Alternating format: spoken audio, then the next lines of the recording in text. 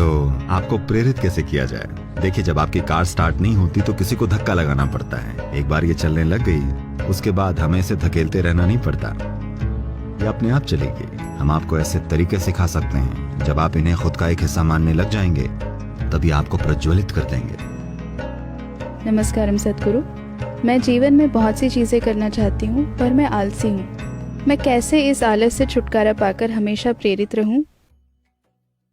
आपको किसी के प्रेम में पड़ना पड़ेगा या किसी चीज के। अगर आपको कोई नहीं मिला तो आपको किसी चीज से प्रेम करना पड़ेगा। कोई चीज जो आपके लिए कुछ मायने रखती हो, तब आप सुबह उठेंगे। कुछ भी आपके लिए कुछ मायने नहीं रखता तो सुबह उठने की वजह क्या होगी? प्रेम कैसे हो? जब पहली बार शिव योग सिखाना चाहते थे तो उनकी पहली शिष्य, जो कि उनकी ही पत्नी पार्वती थीं, वो बहुत उत्सुक थीं उस परम ज्ञान तक पहुंचने के रास्ते को जानने के लिए, क्योंकि वो शिव को एक अद्भुत जीव के रूप में देखती थीं और वो उनकी ही तरह बनना चाहती थीं। उन्होंने पूछा, कैसे? मैं कुछ भी करने के लिए तैयार हूं। शिव ने कहा, कुछ भी करने की कोई जरूरत नहीं है, बस यहां आकर मेरी गोद में बैठ जाओ। उनको थोड़ी हिचक हुई, क्योंकि वो नहीं चाहती थी उन्हें पुचकार आ जाए। मैं उस परम ज्ञान को प्राप्त होना चाहती हूं। शिव ने कहा, आओ और बस आराम से यहां बैठ जाओ। वो बैठ गईं। शिव उन्हें अपने करीब ले आए, अपनी जरूरतों के लिए नहीं, उनके लिए।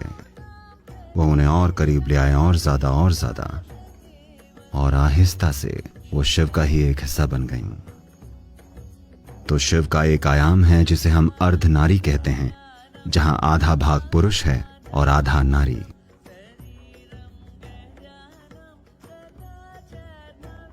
ये तस्वीरें आपको ये बता रही हैं कि that is only by inclusion, it's only by inclusion that life will blossom. समावेश से ही, सिर्फ अपने में शामिल करने से ही ये जीवन खिलेगा। अगर आपको किसी चीज को खुद में शामिल करना है तो आप में खाली जगह होनी चाहिए, है ना? अगर मुझे किसी को खुद का एक हिस्सा बनाना है तो मुझे खुद में से आधा भाग बाहर फेंकना होगा, सिर्फ तभी। इसीलिए अंग्रेजी में इसे फॉलिंग इन लव कहते हैं, प्रेम में उठना नहीं। ठीक है, प्रेम में खड़े होना नहीं, ऊपर चढ़ना नहीं।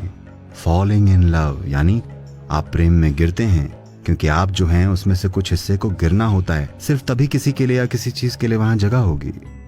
अगर आपका सब कुछ ढह जाए तो इसमें अपार जगह होगी। आप सारी की सारी सृष्टि को खुद में शामिल कर सकते हैं।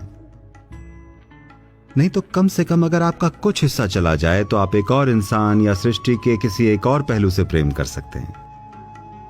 तो हम आपको खुद को खाली करने के तरीके सिखा सकते हैं। अगर आप में से एक हिस्सा गिर जाए तो वो खाली जगह किसी और चीज द्वारा ले ली जाएगी, और वो चीज जो आप नहीं हैं, जब वो आपका एक हिस्सा बन जाती है, जब आप उसे खुद के एक हिस्से के रूप में अनुभव करने लग जाते हैं, तो वो आपको प्रज्वलित कर देगी। क्योंकि अभी आप जिसे आप मैं समझते हैं वो आप हैं ही नहीं। वो बस विचारों, भावनाओं और पूर्व धारणाओं का एक गट्ठर है ना? वो आप नहीं हैं। तो आप वाकई जो हैं वो अब तक आपके अनुभव में ही नहीं आया है। तो आपको प्रेरित कैसे किया जाए? जब आप अभी हैं ही नहीं तो आपको आगे कैसे बढ़ाया जाए? आप अभी तक हैं ही नहीं। जो है वो बस विचारों का एक गट्ठर है, विचारों और भावनाओं का एक बादल है, और हर तरह की चीजें हैं, है ना? तो इसीलिए साधना होती है। आपको यहां आकर साधना करनी चाहिए। शुरुआत में किसी को आपको प्रेरित करना पड़ेगा। देखिए, जब आपकी कार स्टार्ट नहीं होती किसी को धक्का लगाना पड़ता है। ओके, एक बार ये चलने लग गई तब हमें इसे धकेलते नहीं रहना पड़ता, तभी अपने आप चलेगी। तो शुरुआत में थोड़ा धक्का लगवाने में कोई हर्ज नहीं है। हर किसी को थोड़े धक्के की जरूरत पड़ती है। बहुत कम ही लोग होते हैं जो पहले ही स्टेप से खुद को चला सकें। अधिकतर को धक्का लगाना पड़ता है, बीच बीच में एक आध किक यहाँ वहां, बाकी वो कर लेंगे।